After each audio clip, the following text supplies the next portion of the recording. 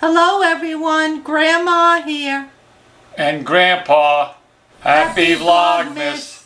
Today, Grandpa is going to show you how to make the old-fashioned pierogi dough. My mother made this recipe every year for Christmas Eve, and she would make hundreds of pierogi. It was always a competition between her and her neighbors.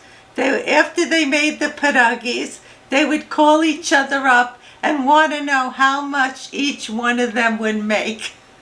And they would be so happy when they found out they made more than the other neighbor. And one year, my mom's neighbor made 300. So that she was the winner that year. Since my mom's no longer with us, Grandpa has taken over. But today we're only going to make one batch to show you how to make the dough. If you want to make more than one batch, you just keep repeating this. I'm here with a large mixing bowl with 4 cups of flour in it.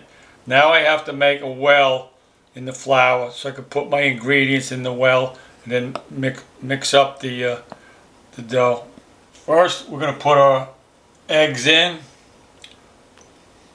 Putting 2 eggs in, then we're putting a cup of milk,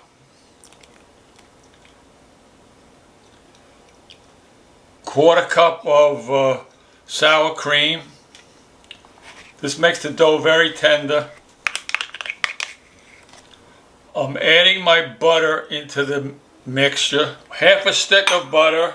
Now we start mixing it up to blend all the flour and the ingredients together. It takes a little bit of time doing this the old-fashioned way. Normally I would use my bread machine because it's a lot faster, especially if you're making a lot of pierogi. We used to do it in an assembly line where we make the batches. Today I'm only making one batch to show you how I make the dough. I'm going to keep mixing this until all the flour is incorporated. This is what the dough looks like all mixed together. Now I've got to remove it from the bowl onto a floured board so I can knead it for 5 to 10 minutes. Sprinkle a little bit of flour on top.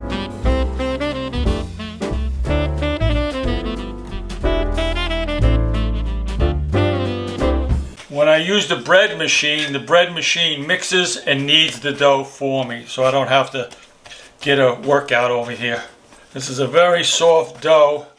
It's easy to knead. It's a little sticky right now, but we'll keep kneading it and adding a little bit more flour to it. It'll remove that stickiness.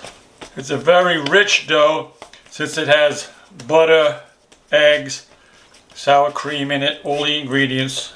Makes it a very rich dough. The dough has been kneaded. It's a nice ball. Now I've got to put a cover over it. I'm using a bowl and we've got to let it rest for 10 minutes.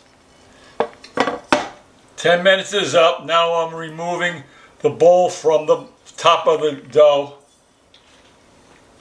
So now I'm going to cut this into 3 pieces so I can easily roll it out.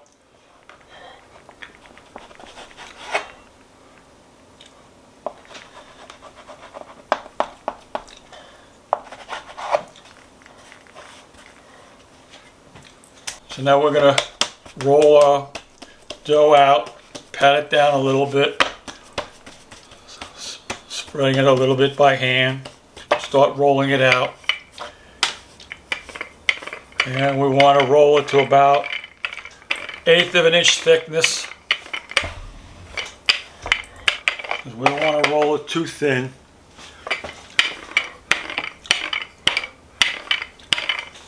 That looks like about right. I'm using a 3.5 inch round cutter to cut up my pierogis. Dip it into the flour, press down, cut.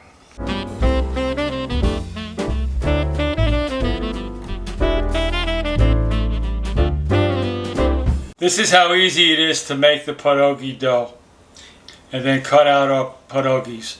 Now what we do is put these on a tea towel until we're ready to fill them.